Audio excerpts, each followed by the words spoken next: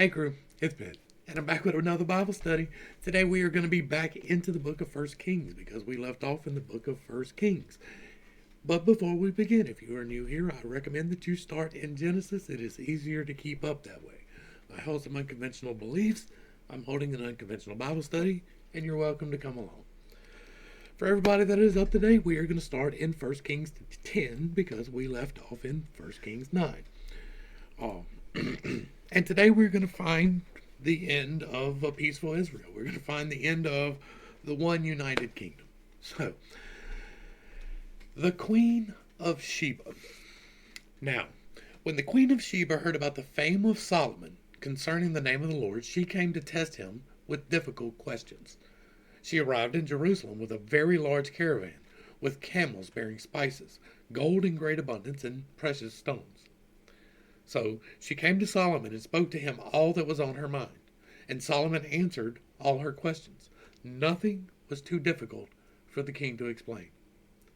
And when the Queen of Sheba saw all the wisdom of Solomon, the palace he had built, the food at his table, the seating of his servants, the service and attire of his attendants and cupbearers, and the burnt offerings he presented at the house of the Lord, it took her breath away.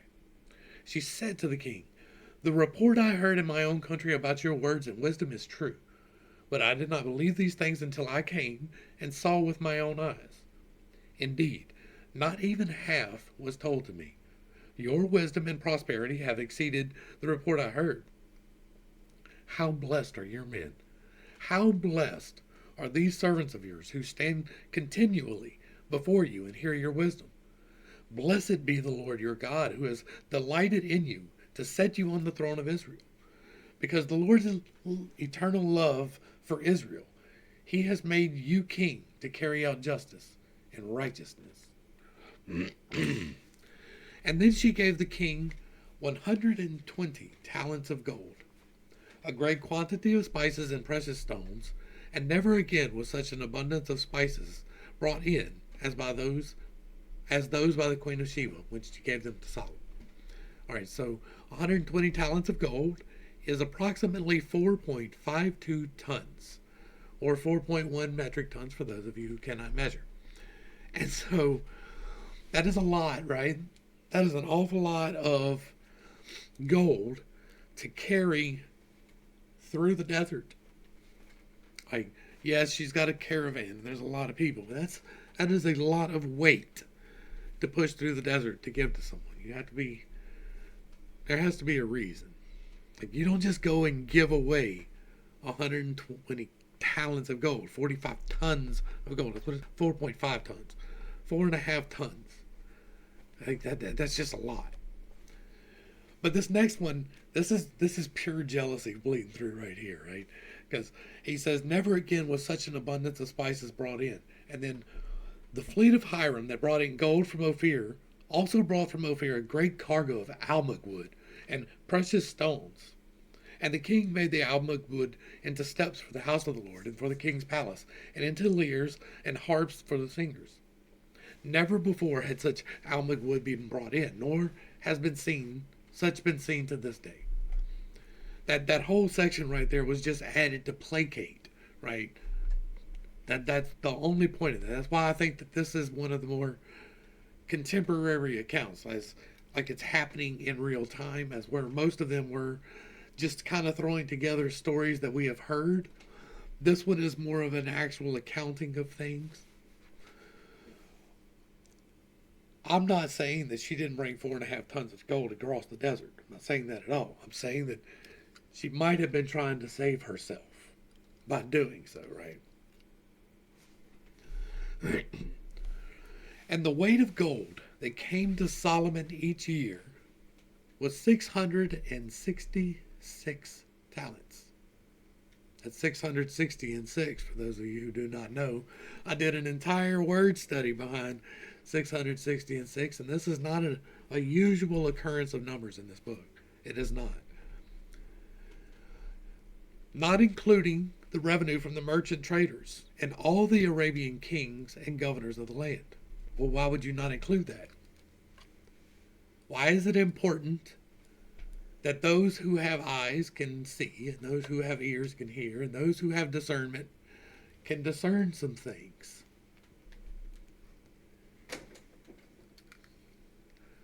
King Solomon made 200 large shields of hammered gold.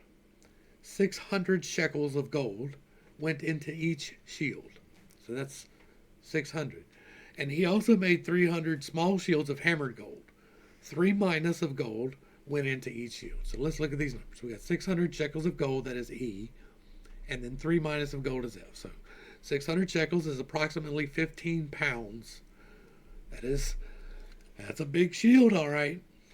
I don't know what you would possibly be doing other than decoration with this shield, right? There's no other thing to do with a shield of 15 pounds. You are not marching into battle with a 15-pound shield. You're just not going to do it. You will not march far. That is heavy. Like, you still have to carry a weapon. You still have to carry your supplies. You still have to carry your bedroll. Like, there's a lot that goes into marching into combat, right? Especially in these days. They didn't have combat transports to just load up and be carried. 15 pounds is a significant thing.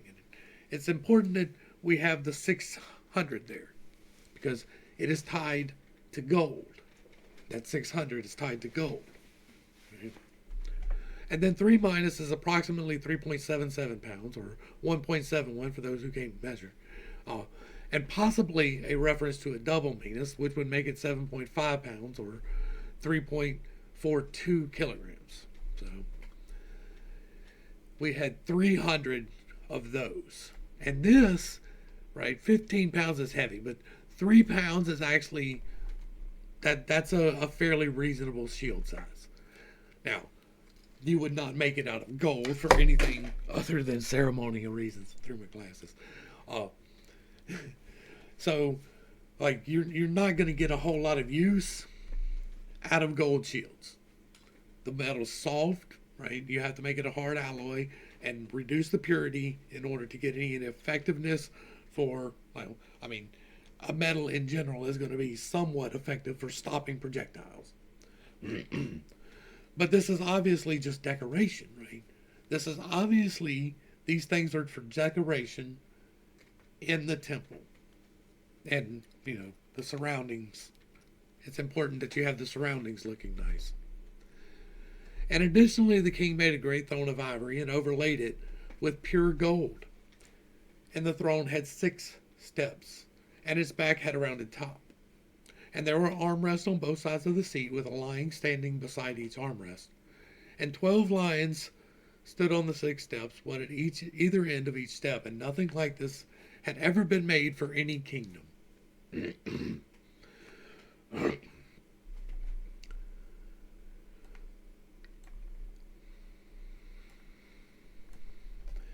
Here we have, this number is 660 and 6. Remember, we did that word study. We have 600. We are missing a 60. And then we have a 6. That might be entirely coincidental. It might be entirely coincidental that they made sure that recorded in this book was 660 and 6, dealing with gold, dealing with rulership, and dealing with the throne. I'm sure that is entirely coincidental, and it is not for people who have ears to hear, and for people who have eyes to see, and for people who have discernment to discern about, for a wise man to think about. I'm sure there is nothing right there that if I were to talk too much about this lion, might get me taken off of several channels, not just YouTube.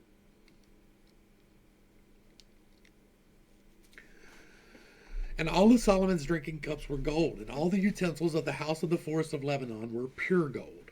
There was no silver, because it was accounted as nothing in the days of Solomon. For the king had the ships of Tarshish at sea with Hiram's fleet. And once every 3 years the ships of Tarshish would arrive, bearing gold, silver, ivory, apes, and peacocks. And so Solomon surpassed all the kings of the earth in riches and wisdom. The whole world sought an audience with Solomon to hear the wisdom that God put in his heart. And year after year, Each visitor would bring his tribute, articles of silver and gold and clothing and weapons and spices and horses and mules.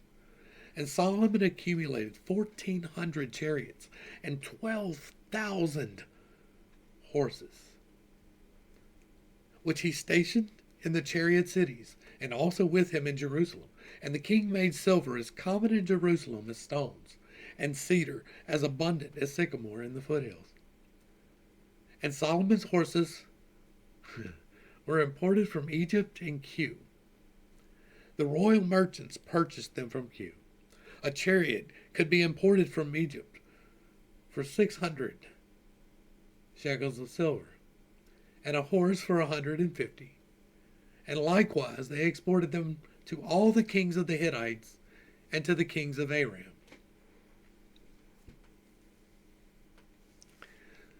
So we just found out something very important here. Now, if you remember, I'm not going to pull up the verse again, but if you remember, we pulled up a verse very recently about do not return to Egypt for either horses or women. And his wife, she's Pharaoh's daughter, which will come up important here in a little bit, but this right here is again what was specifically told not to do to the rulers when the time of kings come. Do not go and do this. And either he didn't have the law or something, right? And we get later. I know somebody's going to say it, so I'm going to go ahead and say it. We do get later. We found this law and we decided to read it retroactively, right? Okay, but I have shown, hopefully, that Solomon was not exactly what you would call a faithful, devoted servant of God at any point. David was not either, except with the possible exception of when he actually slew Goliath, right? And so, this next part's going to be important to all that, but Solomon, like his father David, made his money on blood. But Solomon's blood was not directly on his hands. Solomon was an arms dealer. Solomon was buying arms from Egypt and Q, which is probably around Qatar. And nobody's 100% sure where that is. If anybody tells you they are, they're wrong, because there is way too much dispute about it. But it's probably around Qatar, somewhere's on the peninsula there. But they went specifically to Egypt, and it's specifically mentioned right here. Right? They could have just said that it was from Q, but no, they had to point out that it was from Egypt too, because that was specifically denied to the rightful kings if they were doing the right thing. Solomon made his money in death. He would take his money and he would buy chariots and horses from Egypt, and he would ship them to the kings of the Hittites and the kings of Aram, and he would sell them for a profit. And I mean, hey, that's capitalism. That's the name of the game. But that exact same game is played today. That exact same game is being played today. This arms shuffling and making money on the deaths of people is still being played today. We just justify it differently, right? It's not God told us to now. It's we're trying to save freedom, or we're trying to liberate oil, or whatever it is we happen to be saying these days. But it's the same thing. And this beast is rising. King Solomon, however, loved many foreign women along with the daughter of Pharaoh, because she wasn't foreign, I guess. Women of Moab, Ammon, Edom, and Sidon, as well as Hittite women. These women were from the nations about which the Lord had told the Israelites, you must not intermarry with them, for surely they will turn your hearts after their gods. Yet Solomon clung to these women in love. He had 700 wives of royal birth and 300 concubines, and his wives turned his heart away.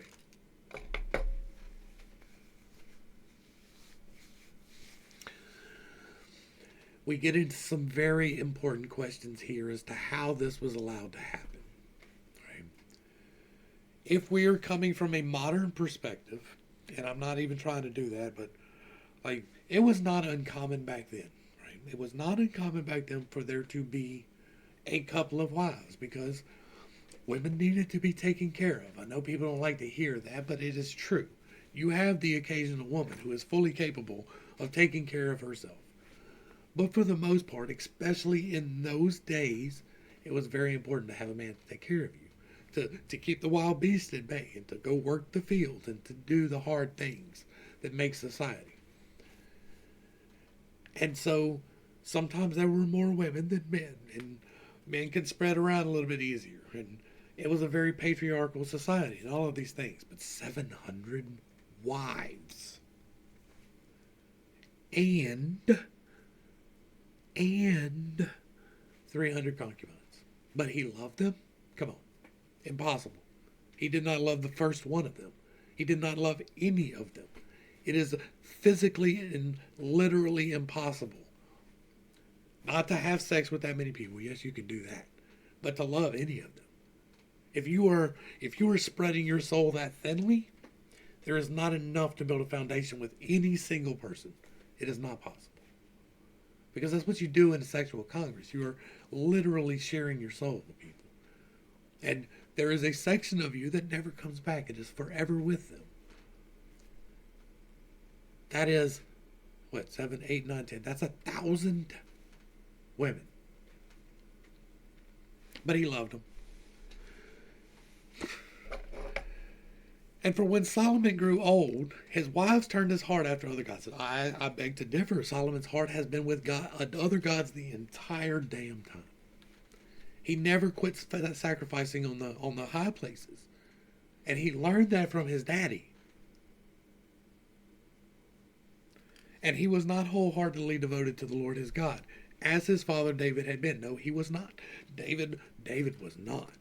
David was devoted not to the God of creation, but to the God of death. He served the God of death very well. That's what he did. And Solomon followed Ashtoreth, the goddess of the Sidonians, and Milcom, the abomination of the Ammonites. And so Solomon did evil in the sight of the Lord. Unlike his father David, he did not follow the Lord completely. And at that time, on the east hill of Jerusalem, Solomon built a high place for Chemosh, the abomination of Moab, and for Molech, the abomination of the Ammonites. He did the same for all his foreign wives, who burned incense and sacrificed to their gods. So he made a multitude of places of worship. But he was never just worshiping as he was supposed to. Like we've already talked about that. He made sacrifice in the unauthorized place and talked to God. He talked to a entity, right? That's where I stand on that. He talked to a entity. I don't know which one, but it was probably the one of wealth and death, because that's where he got his everything from. Now the Lord grew angry with Solomon because his heart had turned away from the Lord, the God of Israel, who had appeared to him twice. And although he had warned Solomon explicitly not to follow other gods, Solomon did not keep the Lord's command. And then the Lord said to Solomon, because you have done this and have not kept my covenant and my statutes, which I have commanded you, I will tear the kingdom away from you and give it to your servant. Nevertheless, for the sake of your father David, I will not do it during your lifetime. I will tear it out of the hand of your son. Yet I will not tear the whole kingdom away from him. I will give one tribe to your son, for the sake of my servant David, for the sake of Jerusalem, which I have chosen. And then the Lord raised up against Solomon an adversary, Hadad the Edomite, from the royal line of Edom. Earlier, when David was in Edom, Joab, the commander of the army, had gone to bury the dead and had struck down every male in Edom. Joab and all Israel had stayed there 6 months until they had killed every male in Edom. But Hadad, still just a young boy, had fled to Egypt along with some Edomites who were servants of his father. Hadad and his men had set out from Midian and went to Paran. And they took men from Paran with them and went to Egypt, to Pharaoh, king of Egypt, who gave Hadad house and land and provided him with food. And there Hadad found such great favor in the sight of Pharaoh that he gave him in marriage the sister of Queen Taphenes, his own wife. And the sister of Taphenes bore Hadad a son named Genubath, and Taphenes herself weaned him in Pharaoh's palace. And Genubath lived there among the sons of Pharaoh. Well, that story's familiar. That story's real familiar, ain't it? Well, doesn't that mirror Moses like fairly well? We're gonna kill all the males. We're gonna kill all the males, right? And then we're gonna have one guy flee to Egypt. He's gonna make it, and Pharaoh, he's gonna live in Pharaoh's house. He is gonna be raised as Pharaoh's own son. Boy, I feel like we have heard that story at least once before. And that we're probably going to hear that at least once again.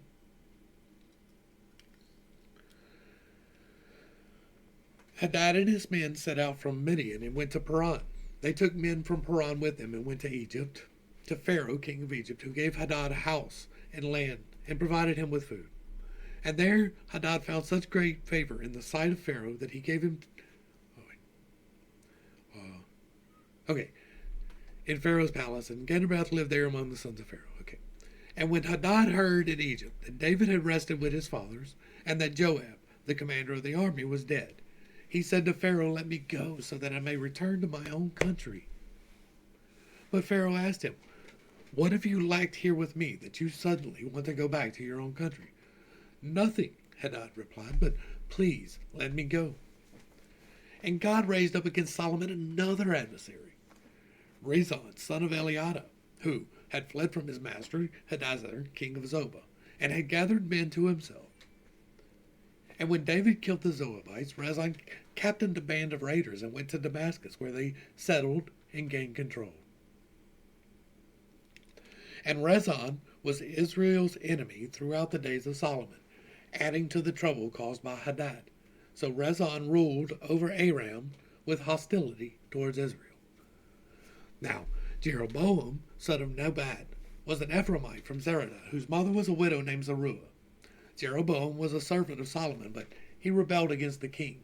And this is the account of his rebellion against the king. Solomon had built the supporting terraces and repaired the gap in the wall of the city of his father David. Now, Jeroboam was a mighty man of valor. So when Solomon noticed that the young man was industrious, he put him in charge of the whole labor force of the house of Joseph. And during that time, the prophet Ahijah, the Shilonite, met Jeroboam on the road as he was going out of Jerusalem. Now, Ahijah had wrapped himself in a new cloak, and the two of them were alone in the open field. And Ahijah took a hold of the new cloak he was wearing and tore it into 12 pieces, and said to Jeroboam, "Take 10 pieces for yourself, for this is what the Lord, the God of Israel, says. Behold, I will tear the kingdom out of the hand of Solomon, and I will give you 10 tribes. But one tribe will remain for the sake of my servant David, and for the sake of Jerusalem, the city I have chosen out of all the tribes of Israel. For they have forsaken me to worship Ashtoreth, the goddess of the Sidonians, Chemosh, the god of the Moabites, and Milcom, the god of the Ammonites. They have not walked in my ways, nor done what is right in my eyes, nor kept my statutes and judgments, as Solomon's father David did. Nevertheless, I will take the whole kingdom out of Solomon's hands, because I have made him a ruler all the days of his life, for the sake of David, my servant, whom I chose because he kept my commandments and statutes." Again, no, he did not.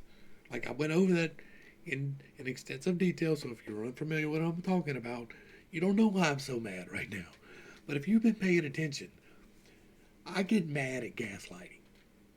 And that's what this is, because David did not follow the commands and statutes at all. Like, unless the command was go out there and kill these people, David wanted no part of doing right. David was a covetous man, he was an adulterous man, he was a jealous man, he was a spiteful man, he was a petty man, he was a bully, but he was not a righteous man.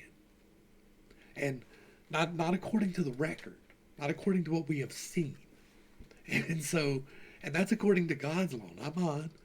Like, people will be like, well, you're just mad at God. I'm not mad at God. I'm mad at the people claiming that God told them these things. But what is happening here, right?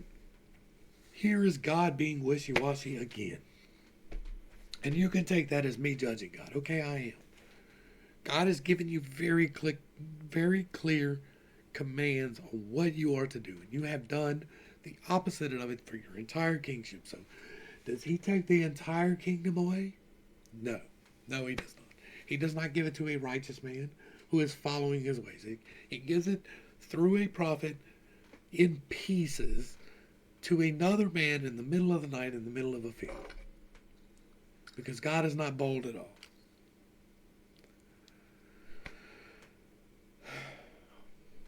But I will take 10 tribes from the kingdom from the hand of his son and give them to you.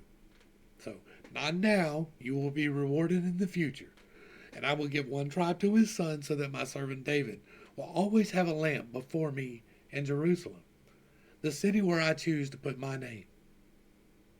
But as for you, I will take you, and you shall reign over all that your heart desires, and you will be king over Israel. Now, it is important to remember that Jerusalem was not an Israeli possession until David.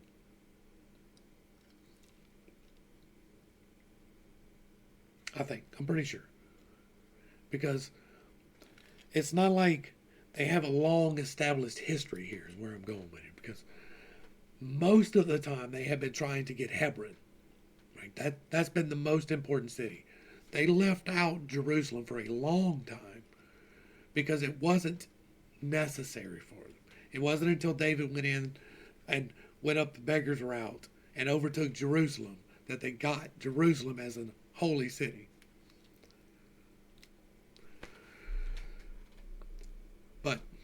But as for you, I will take you, and you shall reign over all that your heart desires, and you will be king over Israel.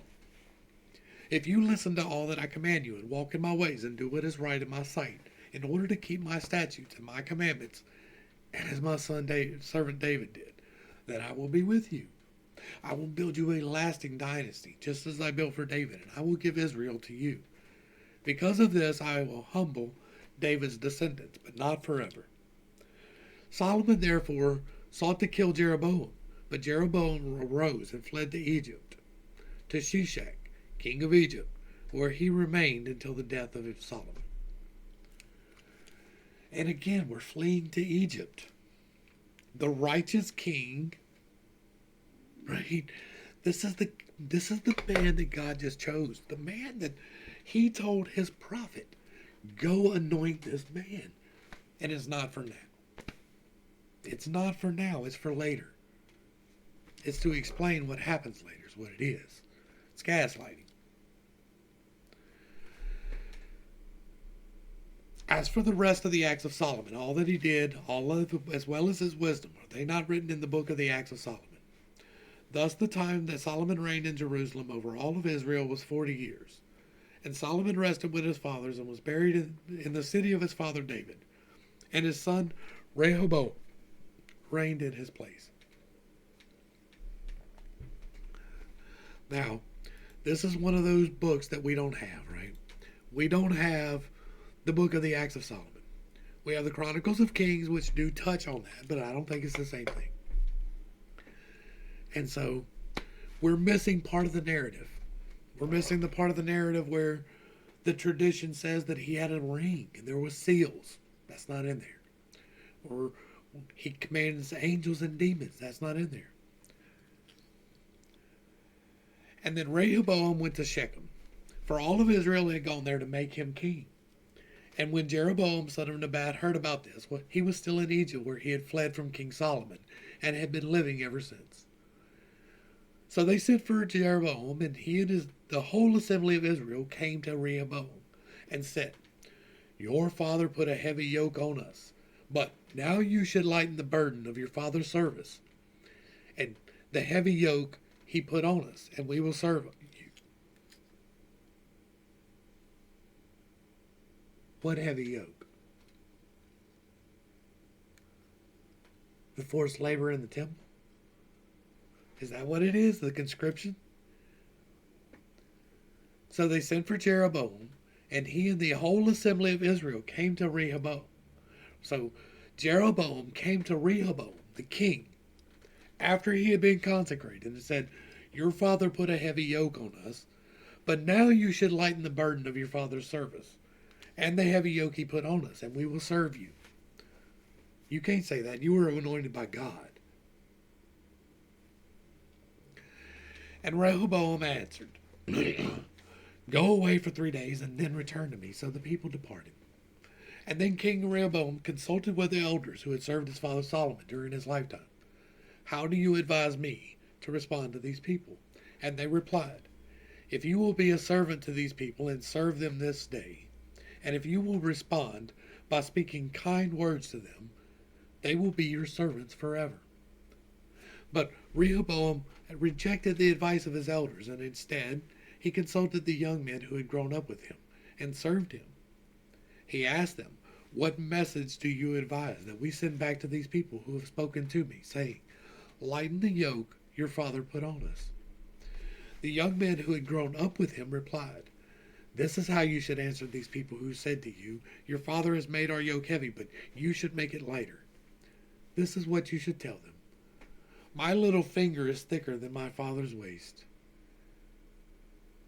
Whereas my father burdened you with a heavy yoke, I will add to your yoke. Whereas my father scourged you with whips, I will scourge you with scorpions.'" Where's the record of this? The only record we have of Solomon being this burdensome, heavy yoke is the conscription of the labor, yes. The forced encampment, yes. The arms dealing, even. So I've got a better question. Where was Solomon good? When he decided to cut a child in half, and that was just wisdom. That's the wisest thing ever. I can understand how uneducated you could understand that to be the wisest thing ever. You're from the village, you never think of something like that. But there were other solutions that maybe would not have made as good of an example of him being wise, right? It's easy to second guess history. It's easy to look back over the account and be like, yeah, he probably could have done it this way, and yeah, he probably could have done it that way. Monday morning quarterbacking is a thing. I understand that. I'm not even really trying to do that on a great level. I point out the inconsistencies and the flaws for a reason, and that is part of that, but it's the greater message that we're trying to get through, right? The minutia is where things get tied down. Solomon was not a good dude. David was not a good dude. Goliath was probably not a good dude. Abraham was not a good dude. I know Goliath is not part of the lineage, right? What I'm saying is all of these people were not good dudes. None of these people were true, honest representations of how God would want things to be done. I don't know that anybody ever could be. I don't know that anybody ever was. And we will get into the reasons for that later. This yoke issue, it's not that big a deal in the long run, right? We know that Solomon was unjust, but they tried to portray him as the most just, wisest man. A wise man does not put a heavy yoke on his subjects unless he is meaning to keep them under his foot, which he was. Look at how he took the throne. He killed his brothers.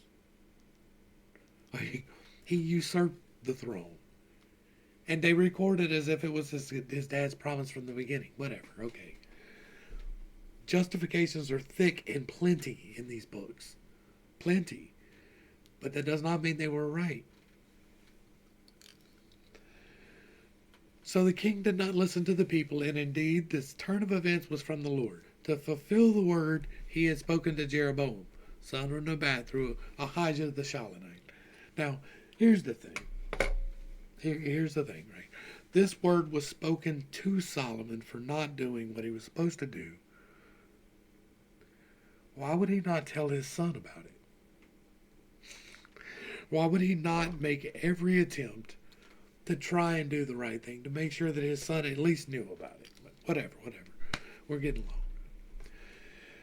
And when all Israel saw that the king had refused to listen to them, they answered the king, "What portion do we have in David?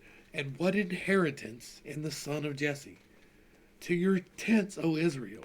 Look now to your own house, O David." I talked before about where that bloodline came from.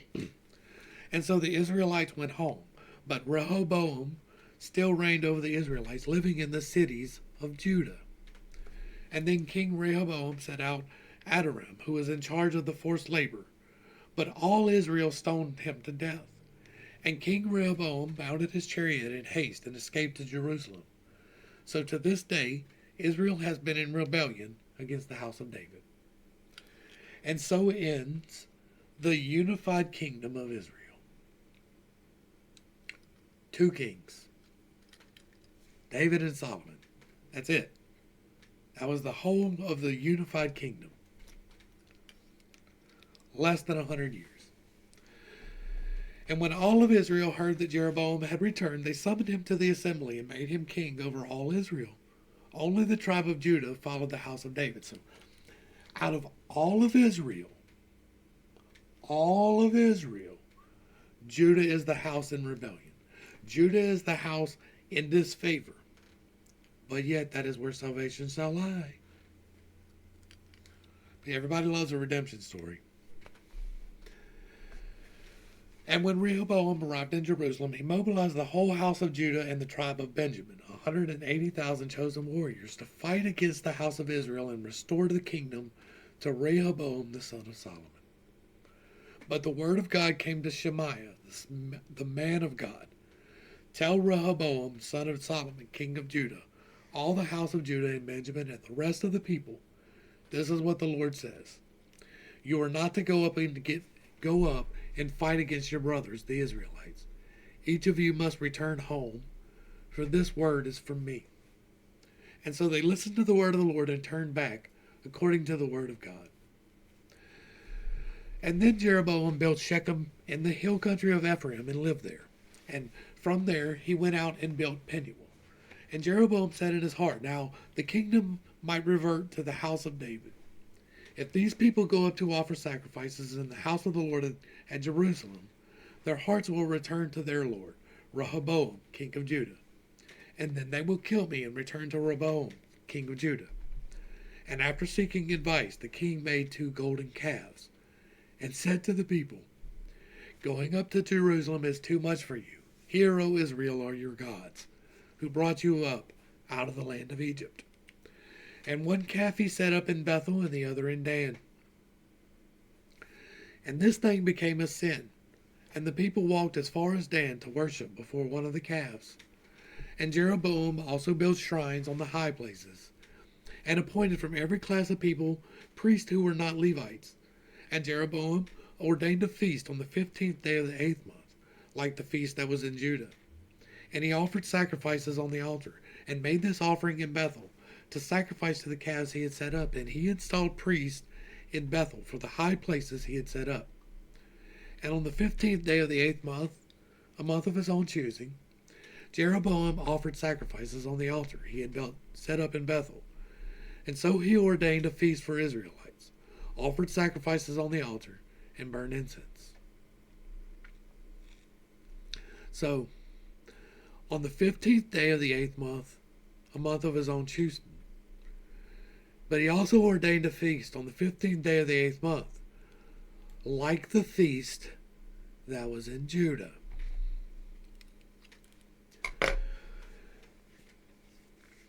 Again, we have a very, very, very large problem.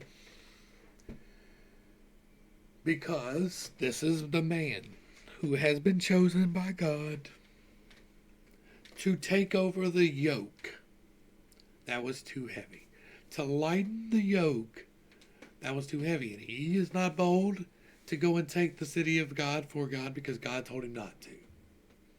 You're the king over everything except this spot.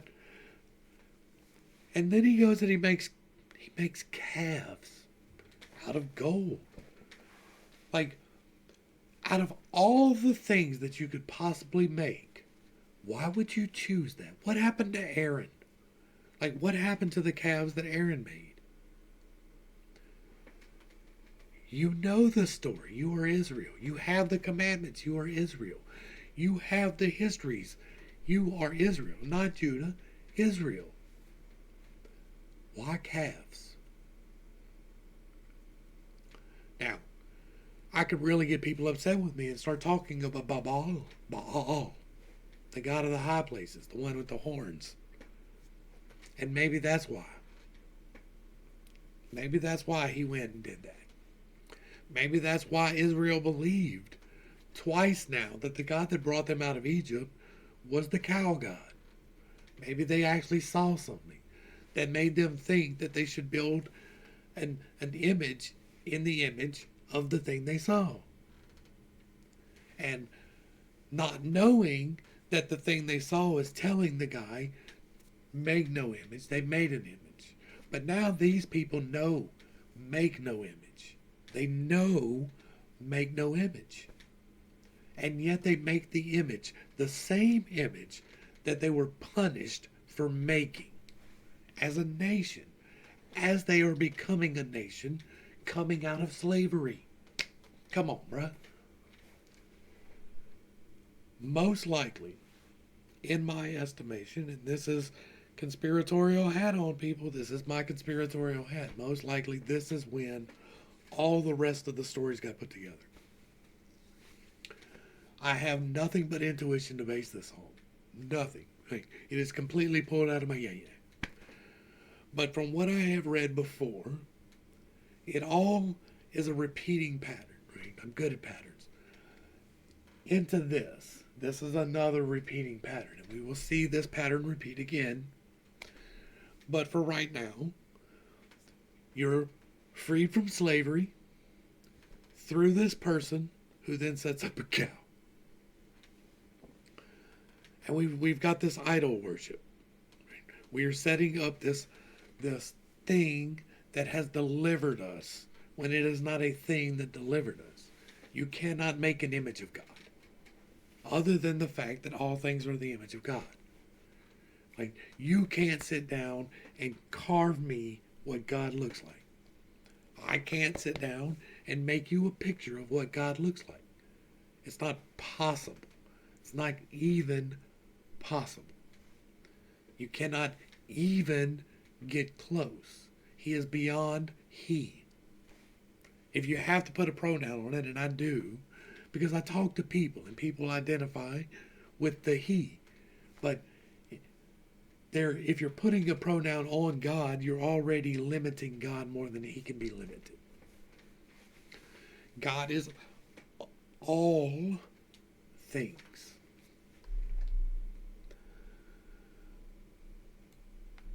The 15th day of the 8th month, the 15th day of the 8th month, might be important.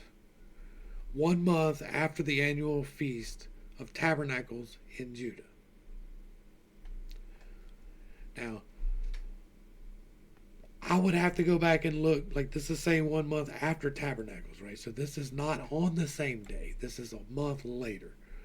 Which, again, no matter what your justification, if you are using the book, if you're using the law that they supposedly have, you cannot change this. Just like you don't make the cow anymore, you cannot change the feast days. It's just not a thing.